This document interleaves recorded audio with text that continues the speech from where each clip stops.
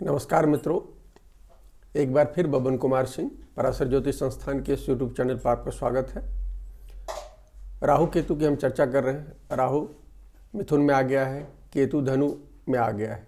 धनु में पहले से शनि है, तो 1 महीने बाद से 2 महीने बाद ये एक अंश पर आने वाले हैं जो सितंबर तक रहेंगे। उसके राहु और केतु के गोचर के परिणामों पर असर होगा। मूलतः शनि तो जनवरी में यहाँ से निकलेंगे, तो उस समय तक इसका असर आप देख सकते हैं। आज उस सिलसिले में हम धनु लग्न और राशि की चर्चा करेंगे। यहाँ हम प्रत्येक राशि की लग्न से देख रहे हैं और राशि से देख रहे हैं। राहु और केतु कार्मिक ग्रह हैं, जैसा आपको सबको पता है। राहु हमारी सांसारिक इच्छाओं की पूर्ति कराता है, विदेशी भूमि को दर्शाता है, अहंकार को दर्शाता है, कठोर वाणी को दर्शाता है, प्रतिकूल स्थिति को बताता है, नेगेटिव ट्रेड्स को बताता है। जबकि केतु जो है मोक्ष को दर्शाता है, अलगाव को दर्शाता है, गूढ़ विज्ञान में हमारी दिलचस्पी बताता है, उत्तम मानसिक क्षमताएं बताता है। और केतु मंगल की तरह व्यवहार करता है और राहु शनि की तरह व्यवहार करता है। ये सब हम सब जानते हैं। इस 18 महीने में जो गोचर होगा, इस गोचर में एक खास बात देखेंगे कि राहु जो है अपने मित्र ग्रहों बुध और शनि के नक्षत्र से गोचर करेगा, जबकि केतु सूर्य और चंद्र के नक्षत्रों से पहले वो उत्तराषाढ़ा में अभी गोचर करेगा, फिर श्रवण नक्षत्र में करेगा जो चंद्र का गोचर है। तो इसके प्रभाव से राहु और केतु के इससे भी परिणाम प्रतिकूल दिख रहे हैं। धनु लग्न और राशि के लिए जो है राहु जो है सप्तम भाव से गोचर करेगा और केतु लग्न या राशि से गोचर करेगा। सप्तम भाव हम सब जानते हैं वैवाहिक सुख जीवन का भाव है, स्वाभाविक है। राहु पापग्रह है और हालांकि राहु शादी कराता है, जीवन साथी भी दिलाता है, लेकिन जब और सांसारिक स्थिति में तो हमको आगे बढ़ाता ही है। तो आप देखेंगे कि धातु और मूल संबंधी मामलों में तो राहु 7वें भाव में प्रमोट करेगा इस चीज़ों को, लेकिन जीव संबंधी मामलों में दिक्कत दिखा रहा है। तो आप ये देखेंगे कि धनु के जातकों को अपने जीवन के साथी के साथ दिक्कत हो सकती है। हालांकि उनके जीवन साथी के कारण जीवन साथी का समय ये चमकेगा, वो दुनिया में उनकी पहचान ज़्यादा बड़ी होगी, लेकिन इनके संबंधों में कुछ भ्रम की स्थिति देख रही है।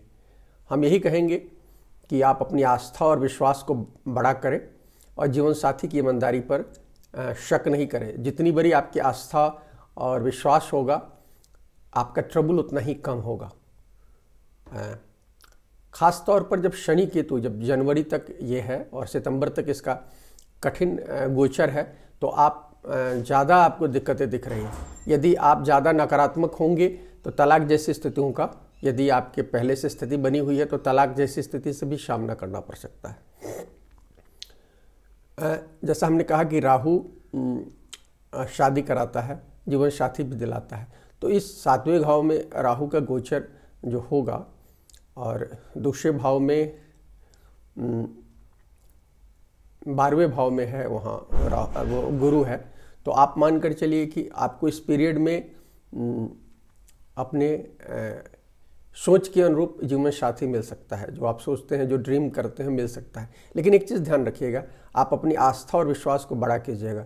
राहु जो आपको जीवन साथी दिलाएगा, जो बैचलर लोग हैं उनके संदर्भ में कर रहे हैं, तो वो भ्रम वाली स्थिति होगी, क्योंकि शादी के बाद या जीवन साथी लंबे समय रहेंगे साथ में, तो आपका भ्रम टूटेगा।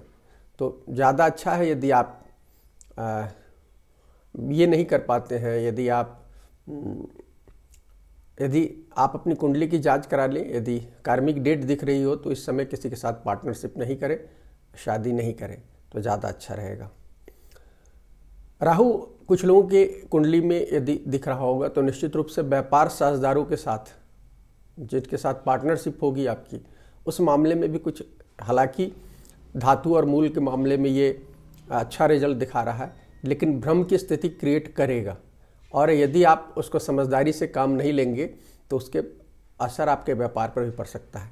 यदि समझदारी से काम करेंगे और राहु आपके लिए उचित है, आपकी कुंडली में पॉजिटिव इम्पैक्ट दिखा रहा है, तो निश्चित रूप से आपका व्यापार बढ़ेगा। जैसा आपको पता ही है, 7वां भाव व्यापार को भी सूचित करता है। इस दौर में कुछ लोगों को पैतृक संपत्ति संबंधी कुछ विवाद हो सकता है और आप इस बात का ध्यान रखें, कोशिश करें। वैसे निकलते निकलते राहु यहाँ से सितंबर में जब निकलेगा उससे पहले आपके पक्ष में स्थिति कर सकता है।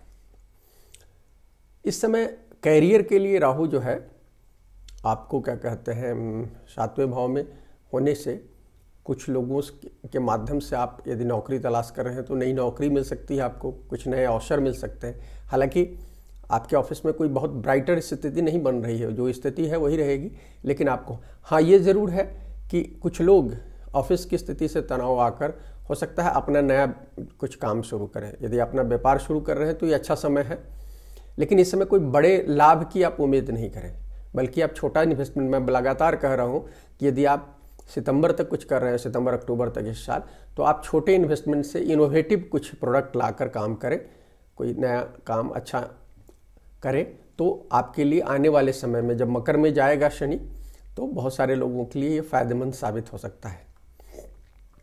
लाभ भाव पर राहु की दृष्टि है तो स्वाभाविक है आपके नेटवर्क को भी बढ़ाएगा ये, और कई लोग अजनबी लोगों की मदद से, विदेशी लोगों की मदद से या बड़े भाई बहन की मदद से इस समय आपको कुछ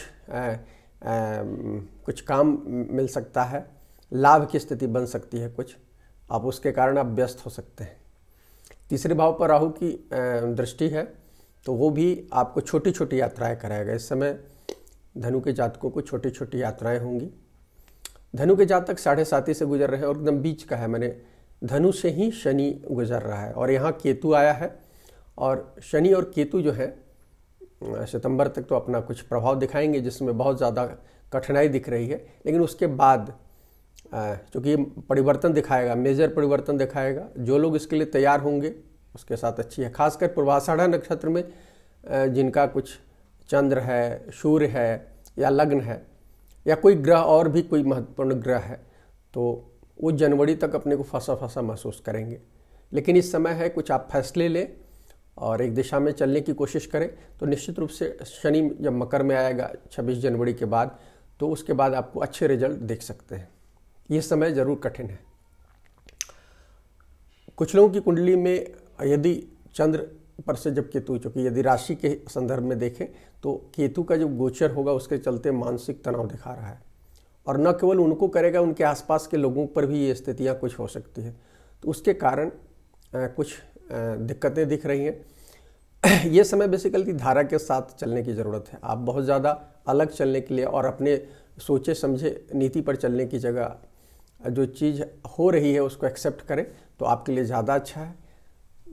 समर्पण भाव से चले, ज़्यादा अच्छा है, अन्यथा आपको दिक्कत होगी। हाँ, इस दिक्कत से उबरने के लिए अध्यात्म में आप रुचि लें, क्योंकि धनु जो राशि है वो आध्यात्मिक राशि है, उच्च शिक्षा है, फिलॉसफी है, तो आप यदि इन चीज़ों में रुचि लेंगे तो आपको मानसिक सुकून होगा निश्चित रूप से। लग्न भाव से, लग्न राशि भाव से केतु का गोचर हो रहा है, इसका मिश्रित प्रभाव होगा। और जब शनि केतु यदि आपकी डिग्री का लग्न या सूर्य या चंद्र पर से गुजर रहा है, जैसे हमने चंद्र की चर्चा की, तो ये तीनों से आप देखेंगे यदि है तो निश्चित रूप से आपको अपने सेहत पर ध्यान देना होगा।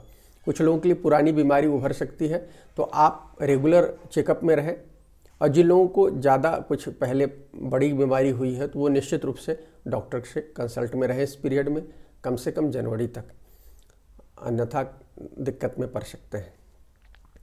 मित्रों, यदि ज़्यादा दिक्कत हो रही हो राहु और केतु की, तो आप इनके डिस्पोजिटर की पूजा, चूँकि बुध में जाएंगे, गुजर रहे हैं राहु, तो आप बुध के ग्रहों माँ दुर्गा की पूजा करें, वो आपके लिए अच्छा हो सकता है। सरस्वती माता की पूजा करें, वो अच्छा हो सकता है। केतु की डायरेक्ट गणेश जी की पूजा कर सकते हैं, और नहीं तो गुरु की विष्णु सहस्त्रनाम का पाठ करें, ये आपके लिए अच्छा होगा। इस पीरियड में उपाय करें। तो मित्रों, ये धनु लग्न और धनु राशि के बारे में कुछ विचार थे। यदि आपको ये वीडियो पसंद आए, लाइक करें, शेयर करें और चैनल को सब्सक्राइब करें। शुक्रिया मित्रों।